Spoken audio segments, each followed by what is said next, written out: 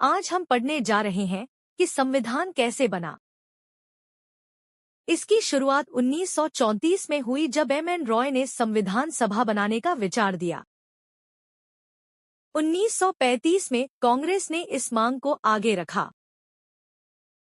1938 में जवाहरलाल नेहरू ने भारतीय संविधान की रूपरेखा बनाने की मांग रखी, जिसे 1940 में ब्रिटिश सरकार ने स्वीकार किया था। इसे हम कहते हैं अगस्त ऑफर, जिससे ब्रिटिश सरकार ने वादा किया कि विश्व युद्ध खत्म होते ही भारतीय संविधान सभा स्थापित हो जाएगी। उसके बाद 1942 में सर स्टैफोर्ड क्रिप्स के तहत क्रिप्स मिशन को भारत भेजा गया। इनके ऑफर को मुस्लिम लीग ने विभाजन की मांग रखते हुए नकार दिया। क्रिप्स मिशन की असफलता के बाद कैबिनेट मिशन को भारत भेजा गया। कैबिनेट मिशन प्लान में 3 लोग शामिल हैं: Lord Pethick Lawrence, Stafford Cripps, M V. Alexander. Cabinet mission के अंतर्गत ही संविधान सभा का गठन हुआ, जो एक पार्टली इलेक्टेड और पार्टली नॉमिनेटेड बॉडी थी।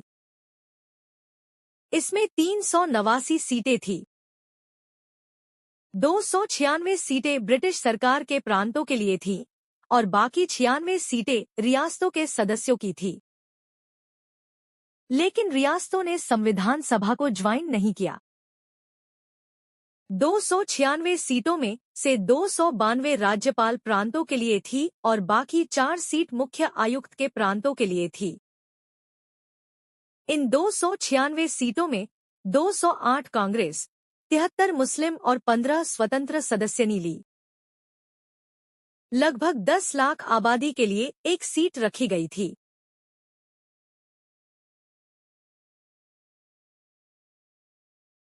संविधान सभा के लिए चुनाव जुलाई से अगस्त 1946 तक हुए।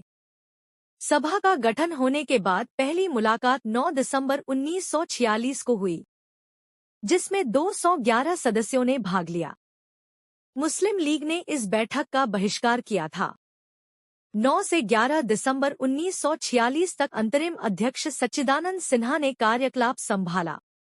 11 दिसंबर से राजेंद्र प्रसाद ने अध्यक्ष के रूप में संविधान सभा का नेतृत्व किया। उपराष्ट्रपति एच.सी. मुखर्जी और वी.टी. कृष्णामाचारी। 13 दिसंबर 1946 को जवाहरलाल नेहरू ने सभा के आगे ऑब्जेक्टिव्स रेजोल्यूशन पेश किया, जिसका उद्देश्य था भारतीय संविधान के सिद्धांतों को निश्चित करना था। नेहरू जी के संकल्प को 22 जनवरी 1947 को विधानसभा ने स्वीकार किया।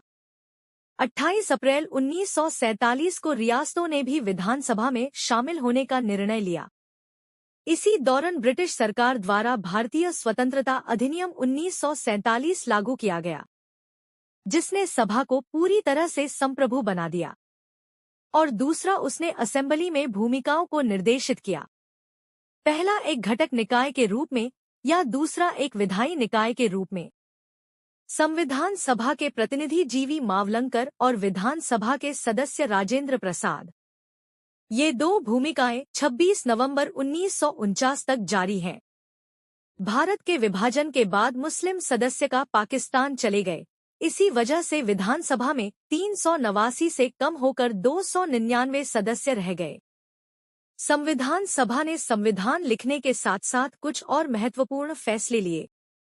22 जुलाई 1947 को राष्ट्रीय ध्वज को अपनाया गया।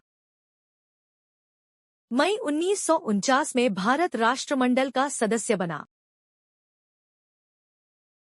24 जनवरी 1950 को राष्ट्रीय गीत और राष्ट्रगान को अपनाया गया। संविधान 11 सत्रों में लिखा गया। ये सत्र 2 साल 11 महीने और 18 दिन में पूरे हुए। संविधान को लिखने का काम ड्राफ्टिंग कमेटी ने किया। इसके प्रमुख डॉक्टर बी.आर. अम्बेडकर हैं, जिन्हें पूरा भारत आधुनिक मनु संविधान के मुख्य वास्तुकार और आधुनिक संविधान के जनक के नाम से जानता है। संविधान का ड्राफ्ट तैयार करने के लिए 141 दिन का समय लगेगा। ड्राफ्टिंग कमेटी का गठन 29 अगस्त 1947 को किया गया। पहले ड्राफ्ट की रीडिंग 4 नवंबर 1948 को हुई। दूसरी रीडिंग 15 नवंबर 1948 और अंतिम रीडिंग 14 नवंबर 1949 को हुई। 26 नवंबर 1949 को संविधान पास हो गया। यही तारीख प्रियम्बल में भी लिखी हुई है। 299 में से 284 सदस्यों ने इसे 24 जनवरी 1950 को साइन किया। अंतिम संविधान में प्रियम्बल 395 अनुच्छेद और 8 अनुसूचियां थी, जिसे 26 जनवरी 1950 को लागू किया गए। पर संविधान लिखे जाने के बाद भी 2 महीने तक इसे लागू क्यों नहीं किया गया? क्योंकि नेहरू जी चाहते थे कि जिस तारीख को पूर्ण स्वराज दिवस 1930 में मनाया गया था, उसी दिन संविधान लागू किया जाए। अब जानते हैं संविधान सभा से जुड़े कुछ और महत्वपूर्ण तथ्य। सभा की सील का चिन्ह हाथी था। कानूनी सलाहकार BN राव, मुख्य शिल्पकार SN मुखर्जी, सुलेखक MTLB संविधान की ओरिजिनल कॉपी के लेखक प्रेम बिहारी नारायण रायजादा है।